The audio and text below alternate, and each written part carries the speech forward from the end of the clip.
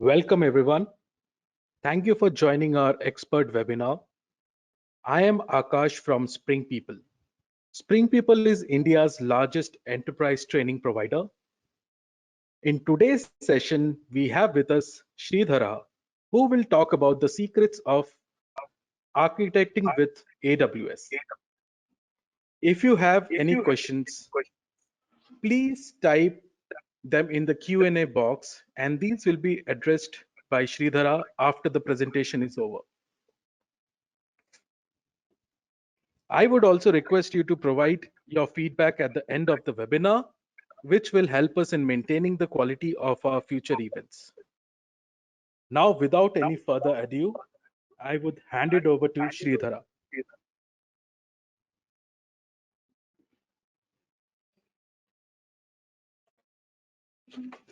Yeah, thanks, Akash, for the good introduction.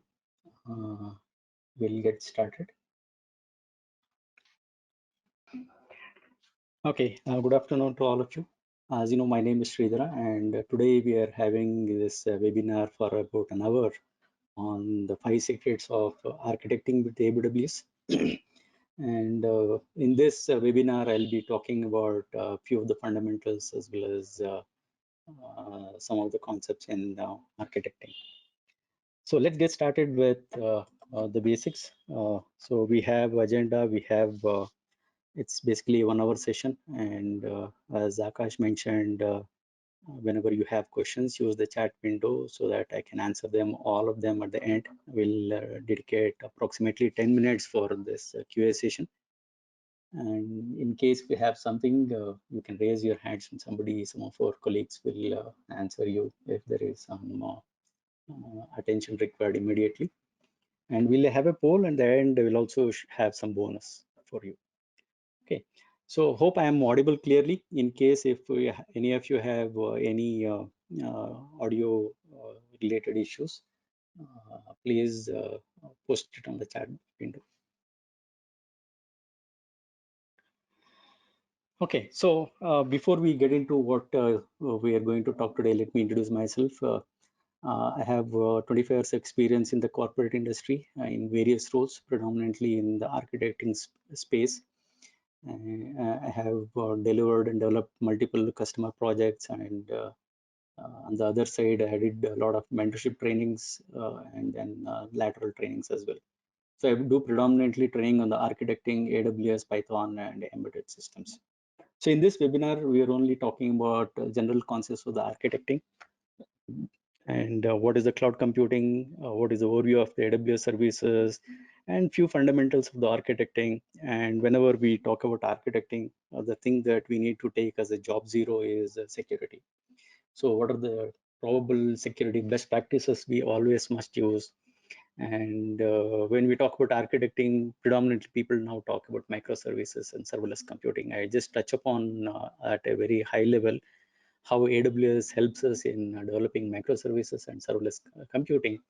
And then we'll have a quick session on how do you get started with AWS. And I'll also talk about a couple of case studies where AWS is being in use in the market. Okay, so let's get started with the first topic of today, that is cloud computing. So some of you may be already aware of both some basics, but the point is to just get from zero and then quickly cover most of the topics. So what is cloud computing? Cloud computing, assume it is a set of infrastructure and services available and where you can provision on demand, and you are only paying for pay as you go. What it basically helps us is you don't have to have a lot of capex involved, and you don't have to invest a lot of investment in terms of the infrastructure services available. Cloud provides these services and infrastructure as a utility. So as you pay and then you use and you pay for what you used, like any utility billing that you do.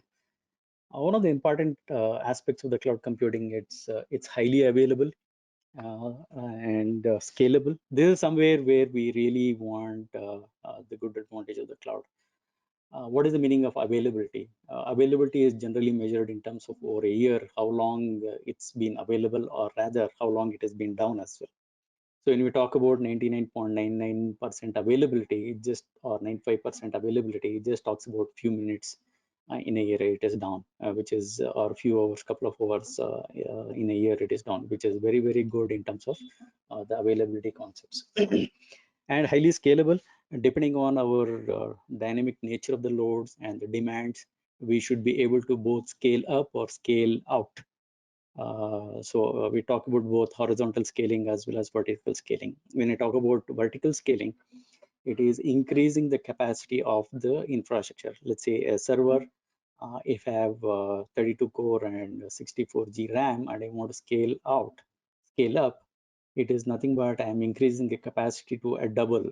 But elastic scaling is horizontal scaling, where we talk about adding additional resources when we in need and taking it out when we don't need it. So this will help us in optimally utilizing the resources. And obviously, we want our infrastructure or services to be highly resilient, that is fault tolerant, how quickly we can recover from the failures. So failures are always can happen at any point of time. So people say, I mean, you can expect failure in any level, failure in a software, failure in a hardware, failure in the entire data center, failure in the entire region, anything can happen. But uh, is your application or a product is highly resilient, how quickly it can recover from these failures? That's what a cloud will provide. And it also provides a lot of resources where we can use and associate programmably. So what I mean is, it is self-servicing provisioning, where we don't need anybody sitting behind the scenes to provision. There is nothing like you need to book for something and then go and get it. So it has to be auto provisioned and should be available.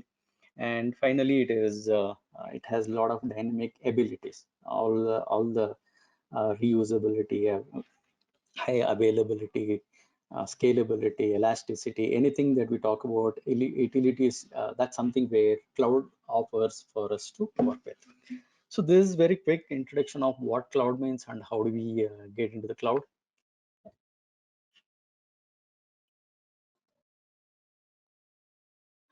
Okay, I think our audience has exceeded. Okay.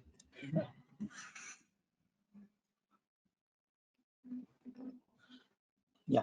So now when it comes about, so we understood some of the fundamentals of the cloud computing. Now let's look at what are the different deployment models and service models that it offers. This is basically as a textbook or a legacy kind of deployment models, where as of now we see a lot of hybrid or combination of these models. A private cloud is one, which is predominantly for an enterprise or a set of organization for their internal usage and maybe for their customer usage. A public cloud is one which is open for any customer, or anybody can go and start using this public cloud. And an hybrid cloud is something where we take a combination of a private cloud and a public cloud. Let me take an example. All of us are comfortable with Gmail, so which is basically publicly available. Anybody can create an account and start using it. And it is when we talk about public cloud, it is always multi-tenanted, and each of the tenants will have their own security, and there is a very high isolation between them. And a private cloud is maybe a bank needs their own cloud, and then it's available only for an authorized user of a bank or an organization. Now what is a hybrid cloud? Hybrid cloud is something where we have our infrastructure or data in a private cloud, and we make use of the public cloud for most of the abilities that we talk about. And this hybrid cloud is makes use of both of them, which securely saves the data, maybe for a regulatory requirements, and provides the services on a public cloud.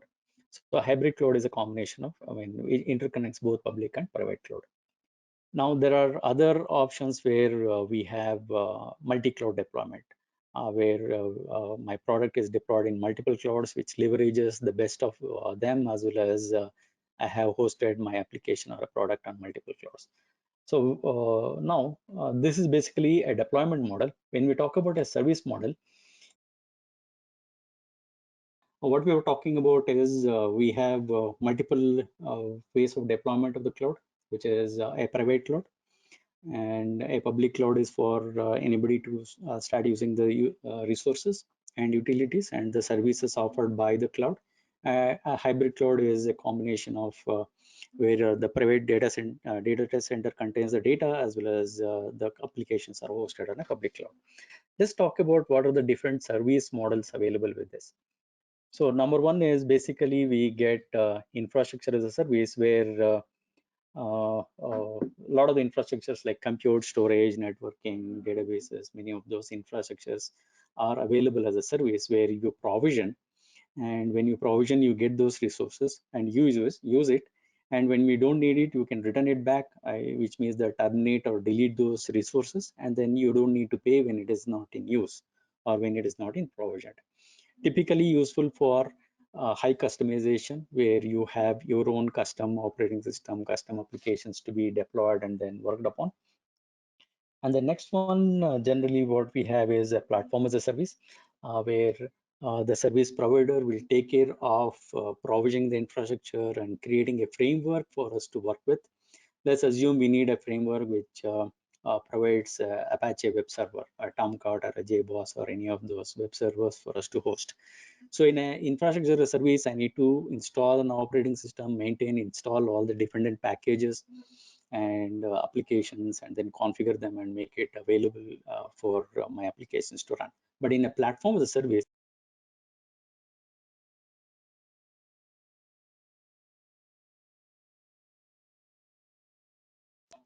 yeah, cloud providers will provide a platform for us to work with. Let's say I need a specific platform to be running. Maybe I need Hadoop version, some specific version, and a Spark and Pig or a Hive, any of those data analytics version to be working, and then I can create as a platform. So cloud provider takes the responsibility of creating a platform, and then we can start using it. It's basically my application and the data that I am need to worry about. So the next one is the software as a service where it includes even the software, maybe an email or maybe a CRM system or kind of a Salesforce. Basically, the entire software is also available as a service. We just use it, and then the underlying applications and the data, security, hosting, management, everything is taken care by the service provider. So we've seen two things. One is a deployment model in terms of a private, hybrid, or a public. In terms of service models, what kind of services are offered, infrastructure, platform, or a software as a service. There are a lot of other services also available, like function as a service. We call it as serverless computing, which I'll talk about a little later. But this is in a traditional way how cloud computing is visualized. So now let's see what are the plus and minus of this.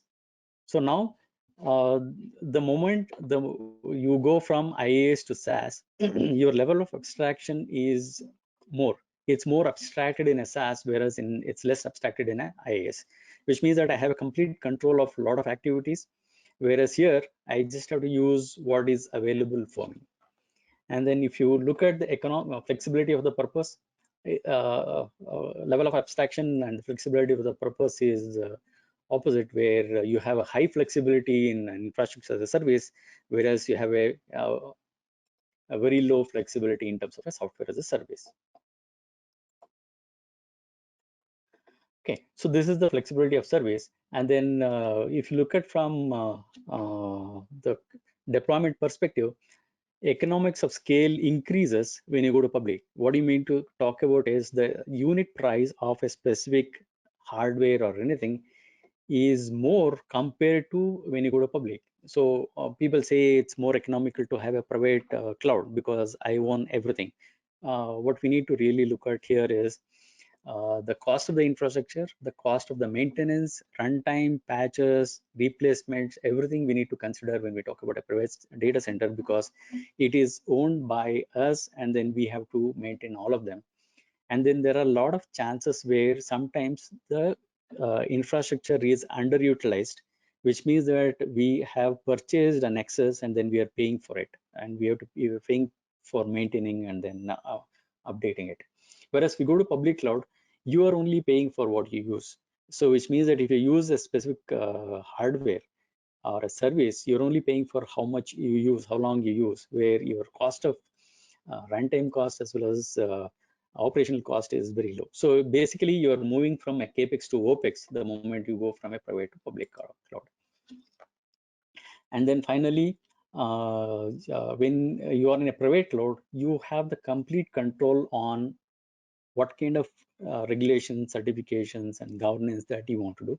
Whereas if you go to a public cloud, you are limited to the number of services or the offerings or the certifications or regulations provided by the public cloud.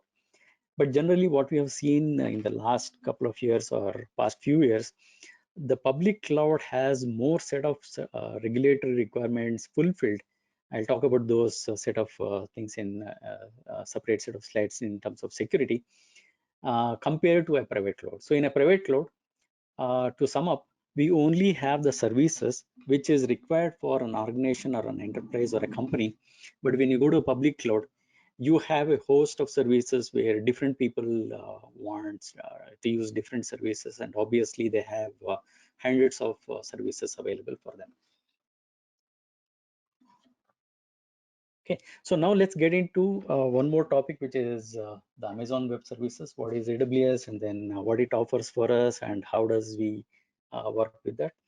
So AWS is basically a web service which was started almost close to 2 decades back. We talks about enables business and developers to use web service to build a scalable, sophisticated, fault-tolerant, highly available, resilient applications. So all the characters that we talk about as part of the cloud computing in the beginning, AWS offers all of them in their cloud portfolio. So the services fundamentally include storage, compute, databases, networking, messaging, content delivery, virtual cloud, a lot of things. AWS has close to 150 services available as of now. And here I'm just depicting some of the basic services available.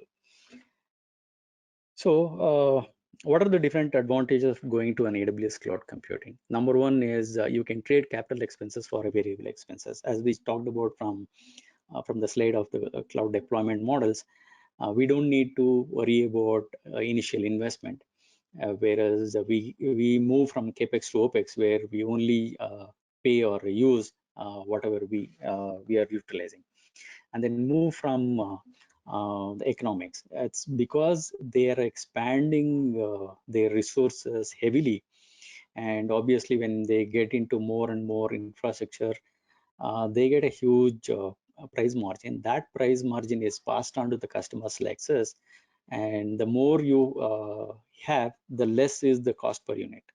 So that is leveraged and then passed on to the customers, and we get a lot of economics, or basically the cloud is scaling up. And then we don't need to plan or look at the capacity planning. I will we see capacity planning sometimes. If any of you are involved in that, it's an exercise where the moment we complete and then finalize hardware or a software or what is required, probably the requirements would have changed, and it takes anywhere between 2 to 4 to 6 weeks sometimes to get the capacity or the infrastructure, maybe hardware, maybe software, get it, configure, update the patches if it is required, do a test run, and then make it available. It's a lengthy process, and this is what we have been doing in our local data centers or in server rooms, so called what we used to call. And this is a life cycle, and in most of the cases, by the time we set up, customer or the end user might have totally changed their requirements, and then we are not agile in terms of the hardware. That's where we need agility in the hardware as well as software. So what is the meaning of agility in a hardware? So software agility, where we for a short of time,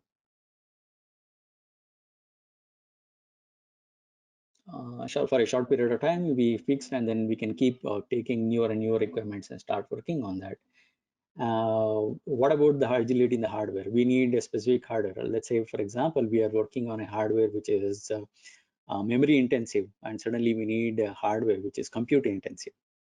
They are totally different kind of platform altogether. So the moment you go to cloud, if you don't need something, we can return it back, which is generally called terminate or delete, and then start as taking the ones that is required new. So there is high agility the moment you go to AWS cloud. And we don't need to spend a lot of money in maintaining data centers where we get a lot of uh, uh, offerings from the cloud, and then we can save a lot of money in not maintaining the data center, but having the entire capacity what we need in a private data center in a AWS cloud.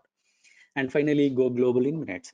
AWS has their data centers established in multiple locations in the world, and then sitting at any location, you can host your application or a service in any other region, irrespective of where you have physically present. Being in Bangalore in India, I can host my application somewhere in an island or a Sydney or a Tokyo or even North California or wherever it is. So it helps us to gradually or immediately deploy my applications based on my specific needs and based on geographical requirements. So how does AWS enable digital transformation? When we talk about a digital transformation, these are the characteristics that we are looking at. Number one is a fast deployment. We want our infrastructures, maybe a compute, maybe storage, maybe databases, maybe containers, in few minutes. I don't want to wait for a lot of time. So AWS helps us in auto provisioning with automated scripts or templates, and it helps us in acquiring the required infrastructure in few minutes.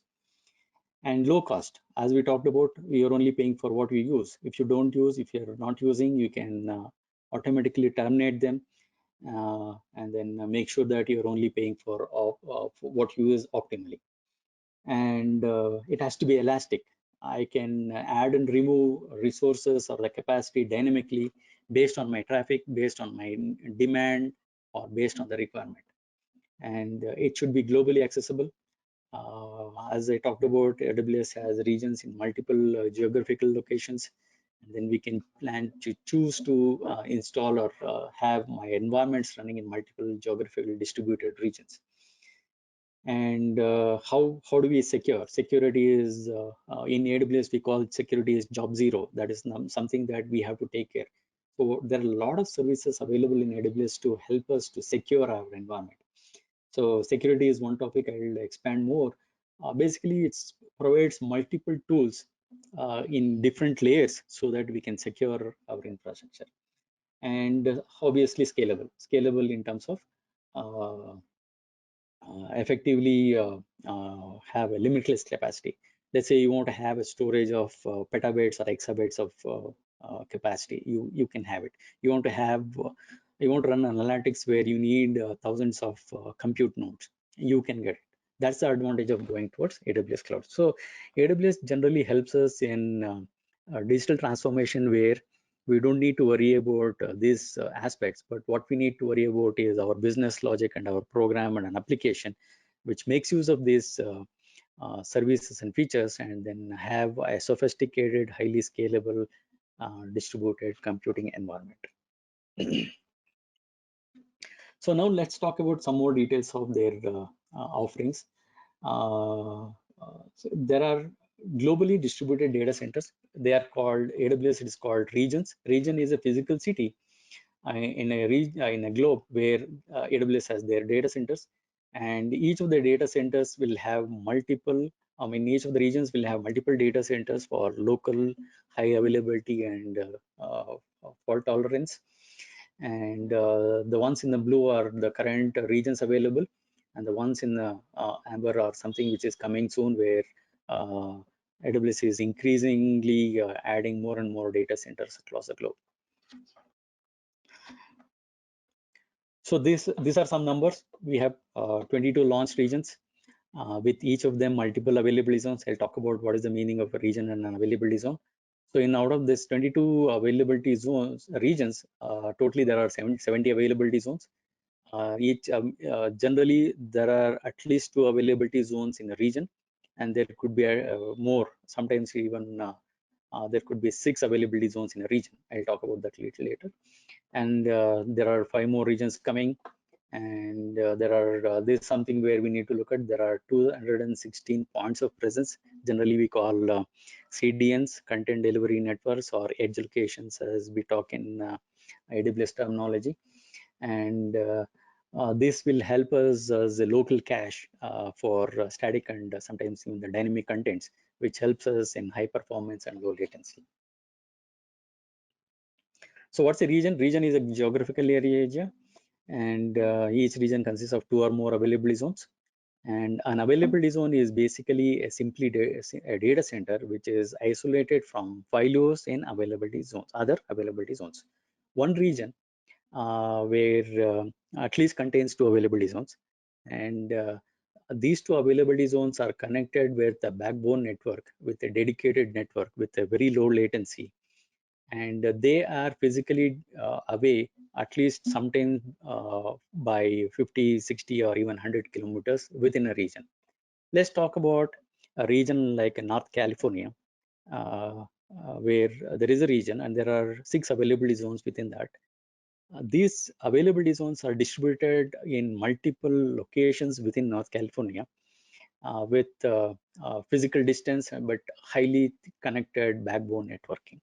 And each of the availability zones have something called a data center or a facility, which they have built with multiple sources of power, multiple sources of, power resistant or fire resistant and things like that.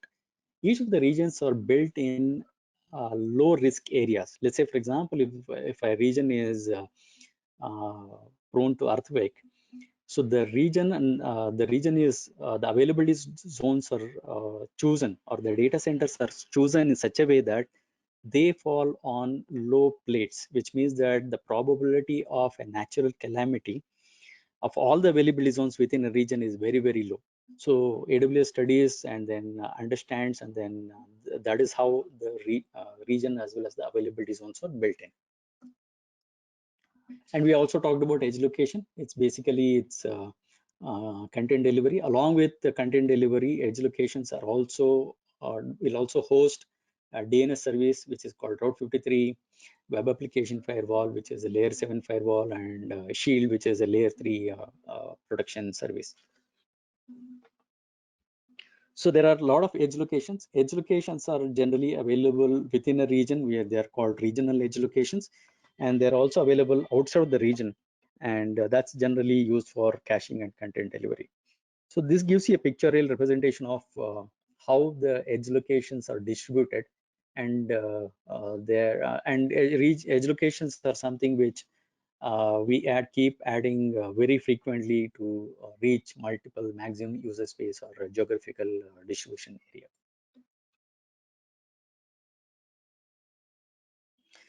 So to just give you a quick overview of some of the most commonly used AWS services, generally there are 5 times more than these services available, but these are called foundation services. We talked about a region, we talked about availability zone, and then some of the edge locations. On top of this, these are the foundation services which are required for all of them. Let's say compute, networking, and identity access management, security, and things like that. So these are basically a set of networking services. Route 53 is a DNS service. Internet gateway is a service to connect from your local network to from internet to resources within a network.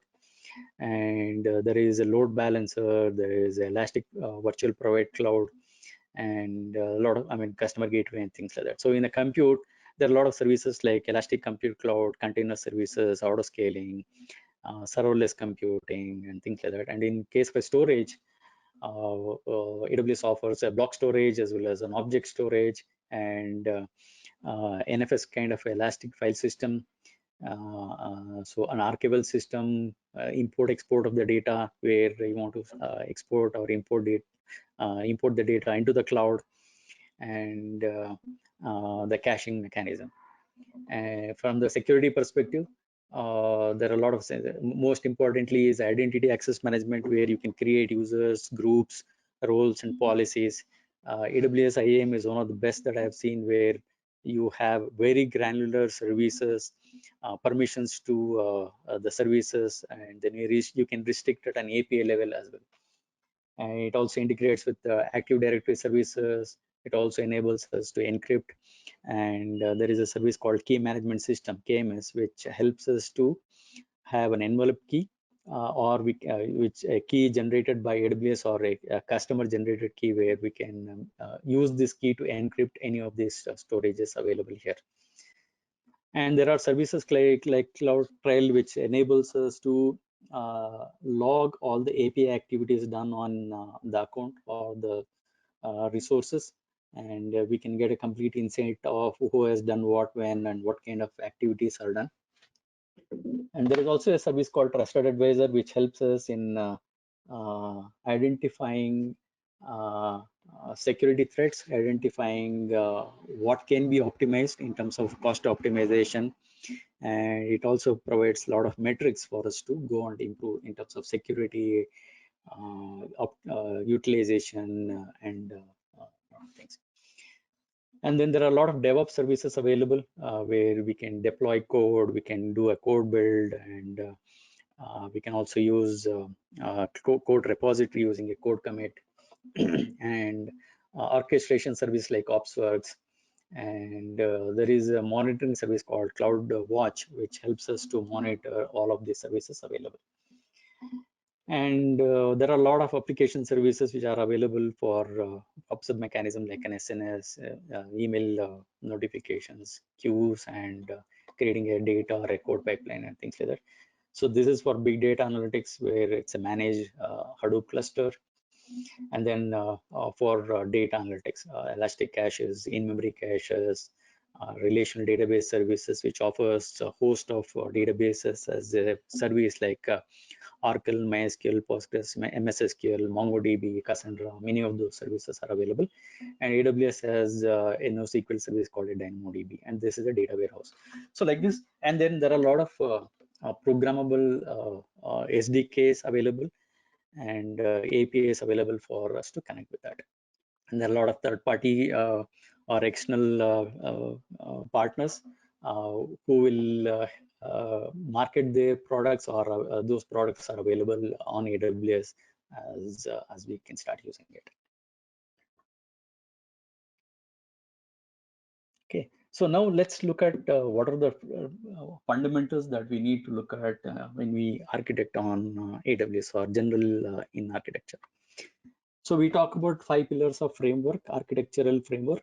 These 5 pillars are a result of a study or working experience of a lot of solution architect at AWS. And this is a recommended practice, where whenever you do an architect on AWS, pay attention to these pillars. And then there is a white paper which is called Well Architected Frameworks. You can visit aws.amazon.com/whitepapers, where you'll be able to see this well architected framework. We talk about design principles. What are the design principles for each of these pillars, like operational excellence, security, reliability, for performance, and cost optimization, and how and which of these AWS services will help in solving this or addressing these pillars. Let me take, I want to take all of them. Let me take one of the examples, like a security, because we talk about security as very important. So when we talk about security, there are design principles where minimum we talk about least privileges, and secure your infrastructure, secure your data, and things like that. So what are the services available in AWS to enable security? Number one is identity access management for providing authentication and authorization. This IAM also is integrated with Active Directory. We can do a federated identity with multiple Active Directory or identity providers. There are services like virtual private cloud. You can create your own networking environment where you can define your own networking policies, firewall policies, and enable or disable a specific port access and things like that. If it is a data, we can use data encryption. And for auditing, we can use something called a CloudWatch as well as CloudTrail, CloudWatch monitors the activities done, and CloudTrail monitors the API activities, or what are the services which are offered, which are connected. Okay, so each of these pillars are very important for architecting in anywhere, but especially these are the best practices came out of from architecting on the AWS environment.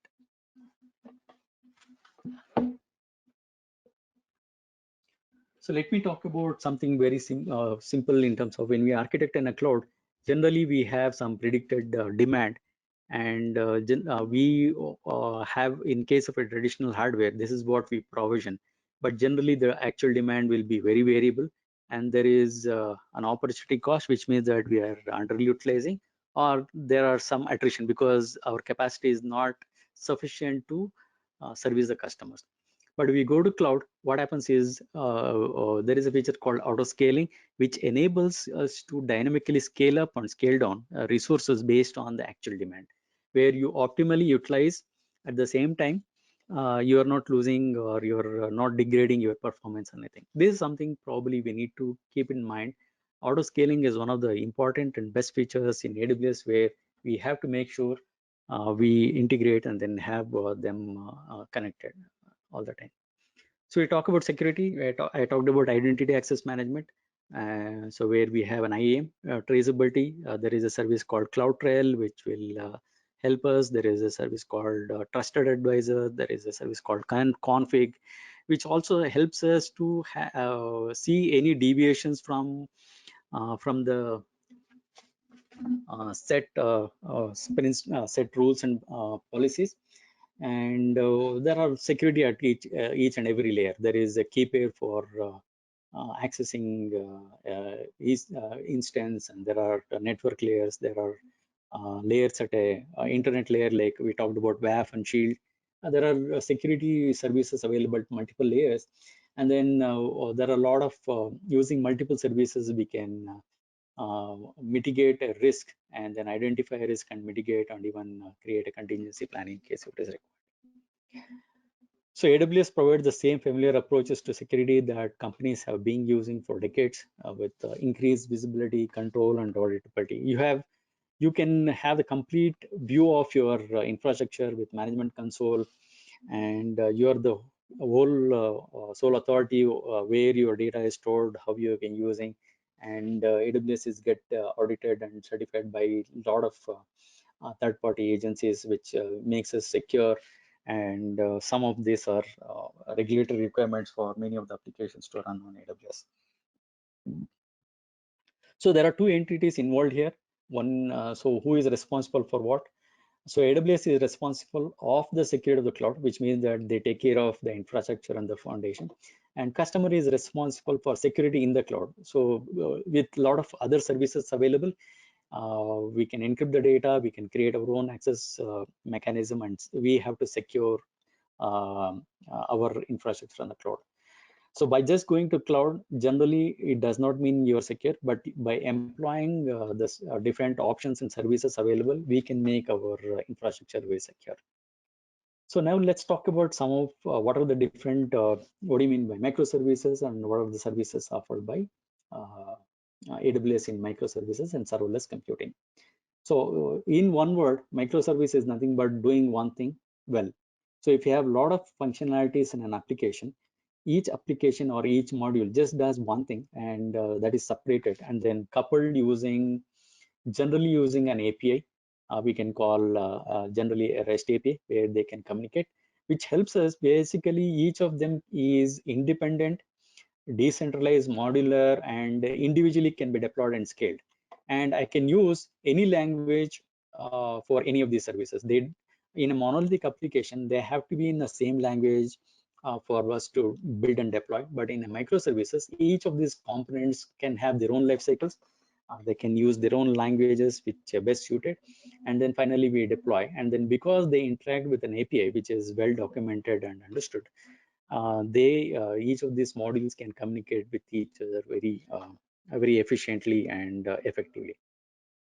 So for building microservices on AWS, we have a lot of services. In terms of a compute, there is Elastic Container Services, which is managed container services where you can have your Docker container image hosted on Elastic Container Registry or a Docker Hub.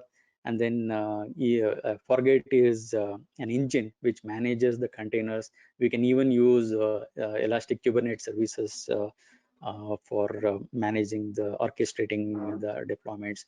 And then we can also use something called Elastic Beanstalk, which if you want to deploy a web server or a worker environment onto the cloud without much of manually provisioning the services.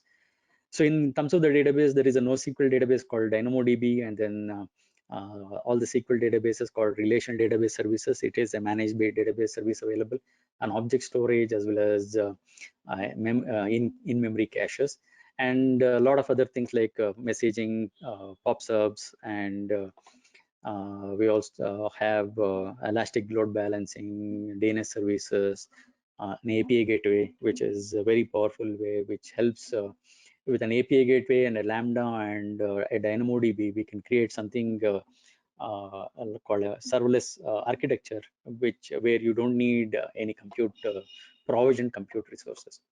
And there are a lot of DevOps tools as well as we talked about this, and then monitoring and control, auditing features. A simple architecture, let's talk about how does it look like when we deploy on AWS. Let's assume, this is basically an AWS cloud where we have a region. Inside the region, we create something called a virtual private cloud.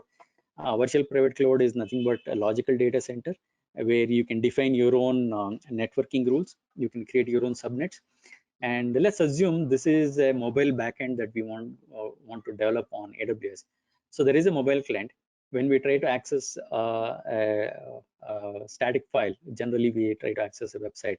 AWS S3, that is simple storage service, is an object storage which can be configured to create a static web server. We don't need you don't need any of the compute resources for hosting a static website. It uses a dynamic DNS service and then a caching information to access this. And once it connected, user can authenticate using an IAM or a Cognito. Cognito is a service which will create user pools, or you can even do identity federation with Facebook, LinkedIn, Google, or Amazon kind of an identity, or even Active Directory. So once it is connected, a client where a program written which has a REST API using an Amazon API gateway, either I can call a serverless component called a Lambda or Elastic Load Balancer, where I can make use of an auto scaling, where I have a web tier running or an application tier running and a database tier running.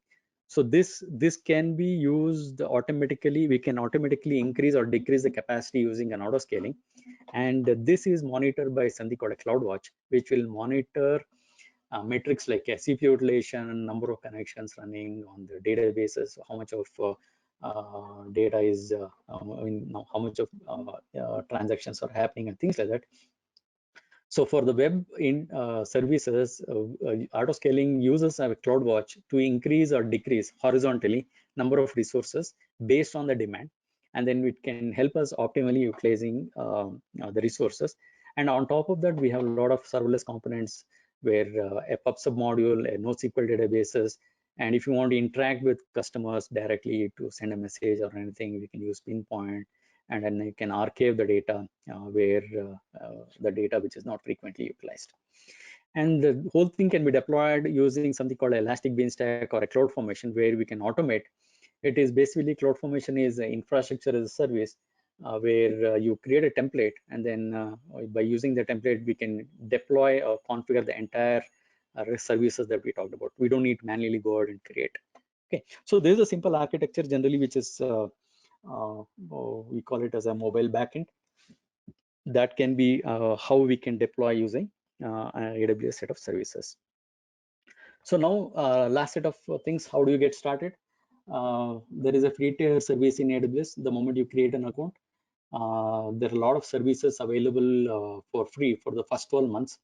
And beyond that also, there are a few services which are called featured, which are always free.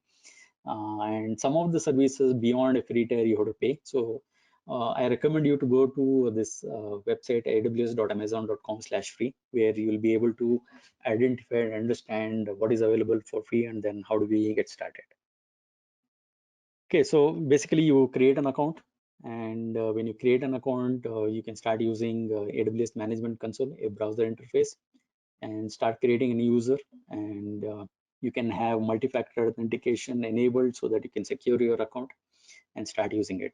And there are a lot of tutorials available, so which would say how to do tutorials and things like that, where we can go through. One of the exercises that probably we do is take customized trainings on requirements and go through a deep dive each of those services that we talked about.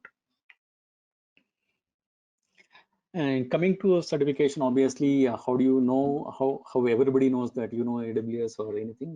AWS has 12 certifications. A foundation level certification is basically a cloud practitioner, which is talks about essential foundational services, how billing works, how pricing works, and things like that.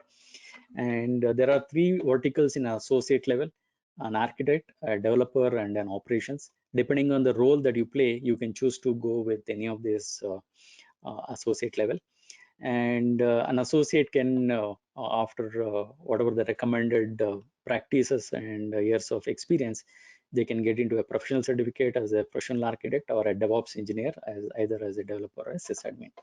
And these are the specialty certificates, which means that you can directly get into by getting into a cloud practitioner like advanced networking, security, Alexa, machine learning, data and databases and things like that. So they specialize on only some of those required services. So when you create an account, there are basically 4 plans. Basic plan, which is generally you get documentation, white papers, and then basic customer service in onboarding. Developer plan includes basic plus some of the architectural support that we get, business plan and enterprise plan. So based on a read, we can choose any of these plans. Each of these plan has a minimum pricing, and you can just go to aws.amazon.com/support plan, where you'll be able to understand more details on how do you get upgraded to a multiple plan. Okay, so the last is I just talked about a couple of case studies where AWS is really helped the customers in transforming their solutions. So these are the URLs where you can go through in terms of solutions, healthcare, retail, and things like that. I've just taken one example from each of them. So Shell is one of the customers of AWS, which according to Oscar Brink, a cyber defense manager of Shell, they talk about how AWS has helped in a better way of processing and protecting, and how they even made sure that they saved a lot of money, and they introduced, they had high performance on by using AWS infrastructure. Oyo, basically Oyo is some of you know it's a rooms and booking organization. So they had a specific problem with growth and consistent standardized experience for the guest. And when they came to AWS, they say they had the ease of services, elasticity, and a lot of other offerings. And ASL, basically, they talk about how do they use the AWS for deployment, as well as flexibility in terms of more efficiently than they could if they were using on-premises infrastructure. So there are a lot of case studies available, as I talked about. You can go to the URL, and that will help us in understanding multiple use cases of AWS in different verticals. So coming to the end, what you get as a bonus if you get engaged with us currently, we give you close to 70% discount on these offerings, like Spring People is AWS technology partner, training partner in Bangalore. So we are authorized by Amazon Web Services as a training partners, and then we deliver training on all the AWS offerings. And then we give you discount in terms of technical essentials or architecting on AWS, and then exam readiness, AWS service solution architect associate. I am certified associate as well as certified trainer in terms of delivering training from the Spring People perspective. So finally, if you have any questions, please feel free to provide on a chat window. So in case if you have any questions, I can answer here. And then Akash, I think it's a good time for us to go with a poll. We have a couple of questions on the poll. So back to you, Akash. I mean, I'll be here for answering any technical questions, and then we'll take a poll. And most important for me is feedback. I mean, I expect feedback from all of you. So please provide a feedback as well as which will help us both in terms of improvement as well as delivering better.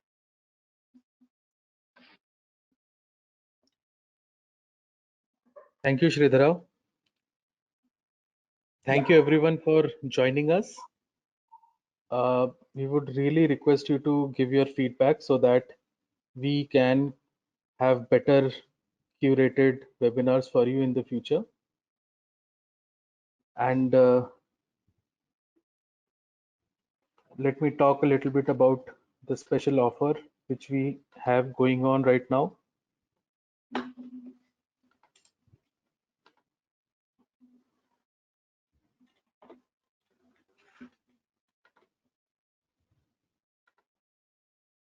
So we are giving flat 75% off on our AWS certified trainings, and you should utilize this opportunity and get yourself trained and certified. For any further queries on this, you can drop in a mail to aws@springpeople.com.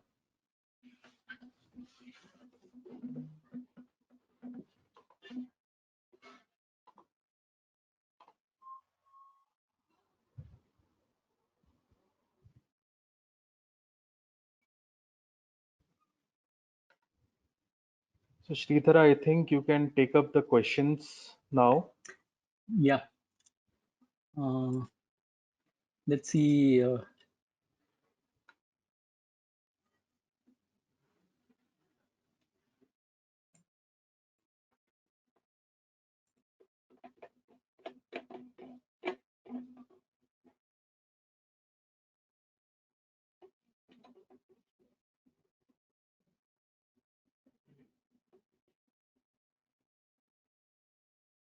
Okay.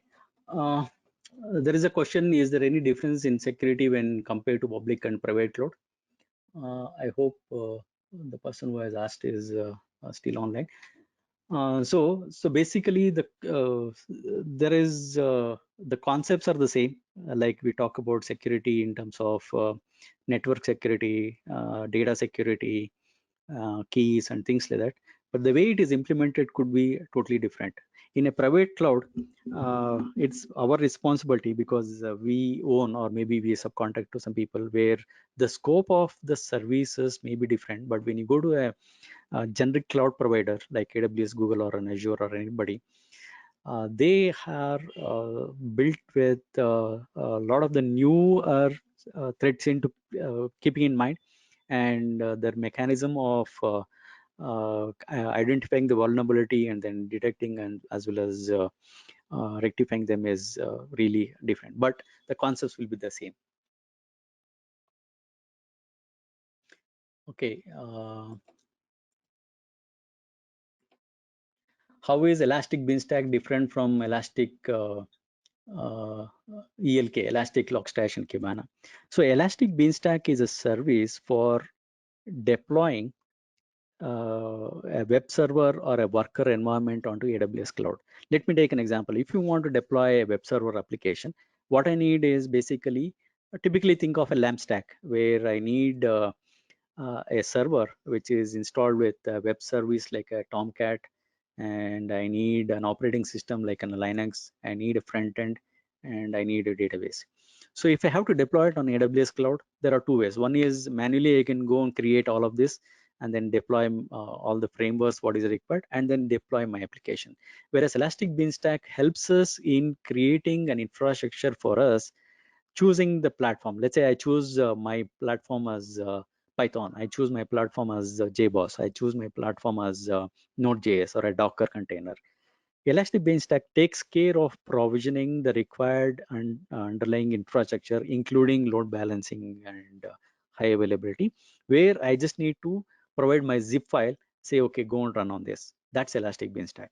Whereas the ELK, Elastic Logstash and Kibana are basically generally for data analytics, where Logstash will go and collect and then stream the logs using Kafka, or and then I can use Kibana for analysis and then visualization.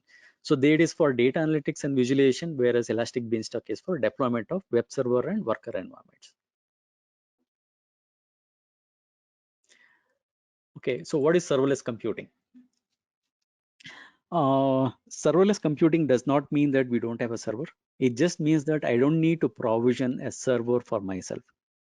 So in a normal computing, let's say I need to typically let's go with a server, and I need to go and install an operating system, install the predefined or required packages, dependent packages, and then deploy my application and then run it.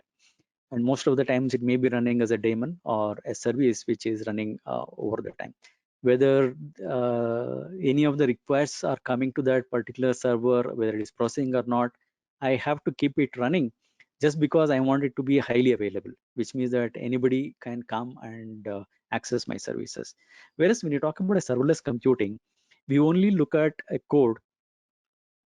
In AWS, it is called a Lambda function.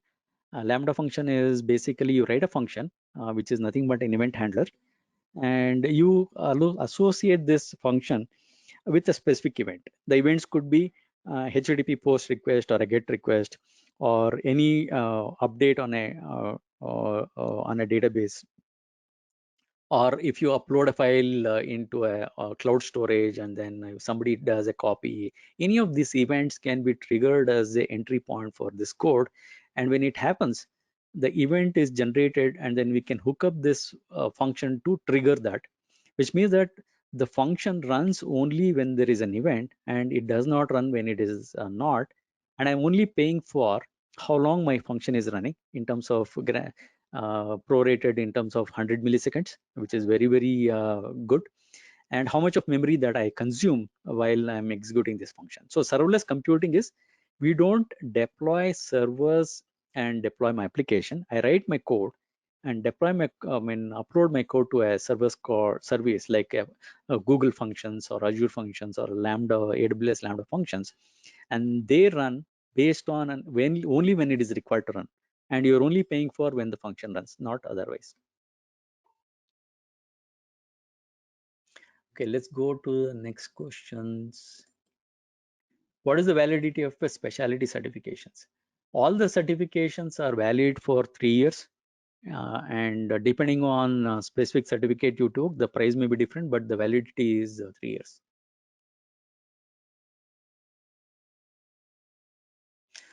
Okay, so it's some lengthy question. Let me try to read it loud. You mentioned fast function as a service is being promoted a lot these days. How does that fit into deployment picture with regards to AWS components like AWS Lambda and serverless computing, and how exactly it is different from traditional AWS EC2 Elastic Compute Cloud? Okay, so Lambda is also called serverless computing that we talk about, which means that it's function as a service. We talked about software as a service. This is function as a service, which means that it we only write a function, and in AWS we use AWS Lambda to execute that function.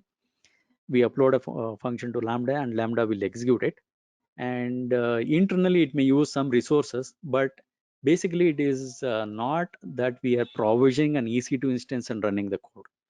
Number one is it has to be compatible as an event-driven code. Hardware or physical devices using function as a service, because it runs somewhere, and I may not be able to access a disk directly. But otherwise, most of the things, let's say for example, if there is a post request coming and somebody does a registration, I want to collect the data, and data comes as a REST API. I may use API gateway, create a API, and API gateway can be integrated with Lambda for HTTP request. We talk about all the get, post, put, and then all the HTTP requests. And Lambda can directly write the data, which is in a JSON format, to a DynamoDB, which is a NoSQL database, and can also create a session token and then return it back as a response. So we don't need any compute resources like an EC2 behind this to achieve this. In fact, some of the things we talk about, Ola or Bounce or any of those things, they use this serverless computing where probably they don't have an EC2 instance on a mainline tracking and then working with the transactions. Okay, so let's go on to the next question. For AWS technical course, what are the prerequisites? So basically, technical, generally we call technical essentials, where prerequisite is general knowledge of computing. Otherwise, technical essentials is basically to make sure that you get the basics of the AWS architecting before getting into architecting. So as such, there is no specific prerequisite.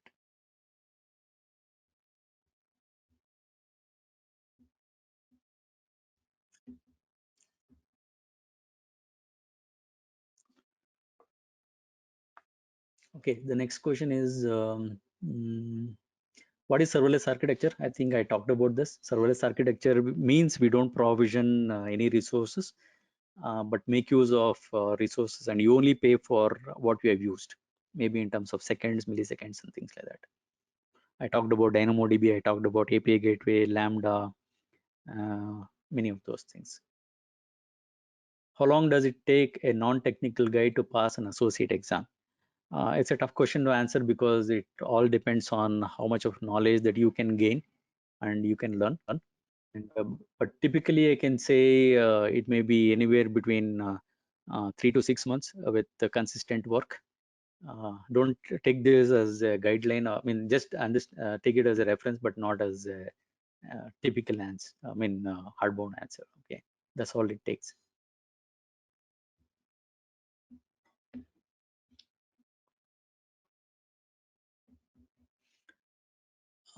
Is certification useful for an agile consultant?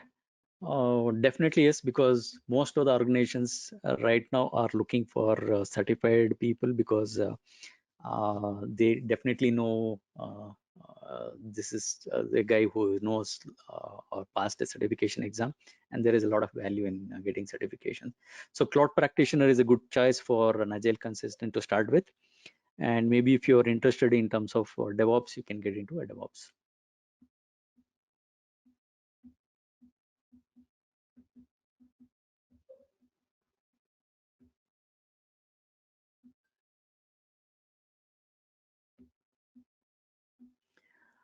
Okay, what are the prerequisites for AWS Architect course, and can we connect embedded applications to cloud for computing input data and get back results? Yes, in fact, AWS offers a lot of services. Generally, it is called AWS IoT or black grass, green gas, and things like that, where you can connect any embedded device. And if you want to, I have developed multiple applications or customer products where connecting an embedded device, sending the data to the cloud, and then having a lot of business logic and intelligence built on top of the cloud. So there is a service called Kinesis, which is very similar to Kafka, if you're comfortable with, which is nothing but sending a streaming the data from a device to the cloud. And once it is streamed, you have a service like a Lambda function or you can do in the Kinesis, there is a service called analytics, where you can do real-time online analytics using a Lambda function, or you can store the data in a data lake called S3 or a DynamoDB, which is a NoSQL databases.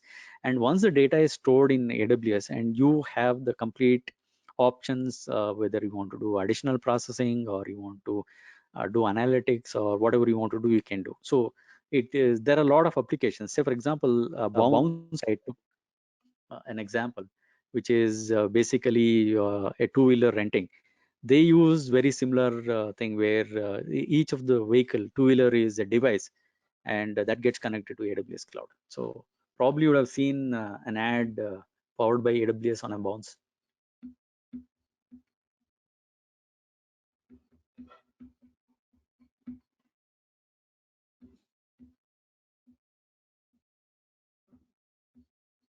Okay, this 75% discount includes price for certification as well. This does not include price for the, include certification cost. Certification is obviously different. Additionally that you have to register and pay. This is only a cost of the training. For more details on the course duration, the actual course duration, cost, I would recommend please get in touch with our people with AWS at springpeople.com, where you can engage with us, and then we can have a detailed discussion, and then we can customize based on your requirements, as well as how we can deliver maybe an online training or classroom training. I don't know when we can resume the classroom, but at least online training and things like that.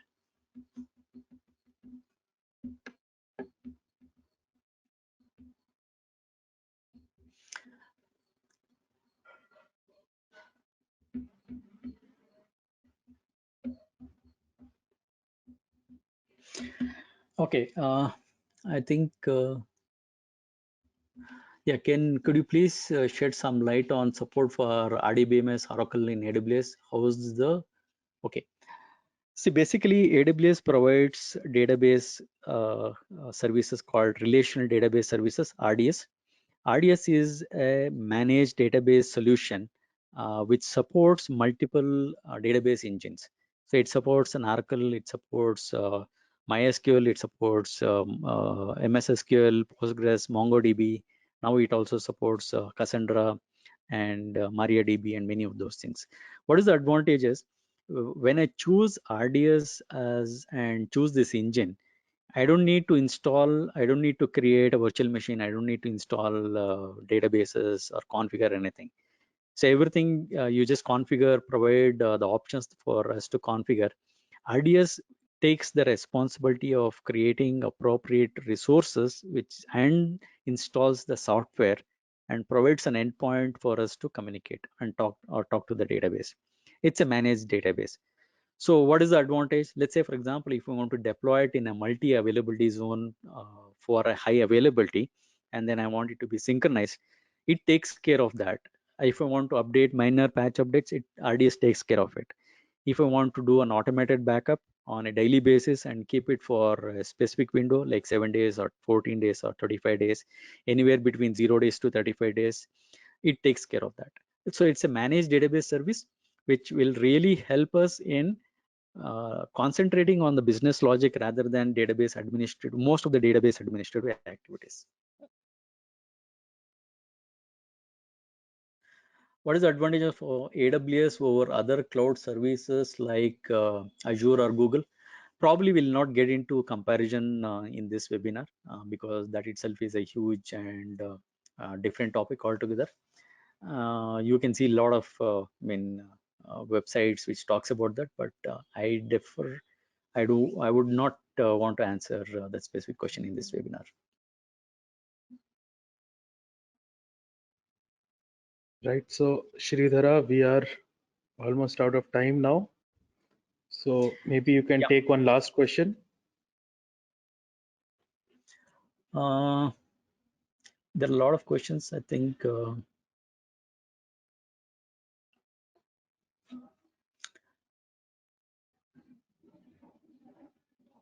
So one question I have, there is one question which talks about what are the automation tools available. So AWS supports multiple services. One of them, typically we talk about CloudFormation, which is infrastructure as a code, where you create a template and let the CloudFormation deploy what the resources required for us. And it also provides a lot of API calls where you can write scripts using a Python or any other language, and you can do automation. It also provides another service called command line interface, CLI, where you can execute your commands on your local laptop and get that executed on the cloud. So there are a lot of options available in of automation. And if you want to do an orchestration, update, service update, patch updates, and things like that, there is another service called Systems Manager, wherein very similar to an Ansible, but which is tightly coupled with a lot of other AWS services where you can automate things better. Okay, so now I think as Akash said, we're short of the time, almost 15 minutes beyond. And any of you who have given a specific question, but if because of the time if we did not answer, please post the same questions onto the email that we talked about, and also we can engage more closely, and then try to understand your requirements, and then address your requirements. Okay. So thank you for all of you for joining this webinar. I hope, I assume it give you a lot of value to your knowledge, and then let's hope to work together in the future as well. Thank you, Sridhara. Thank you, everyone.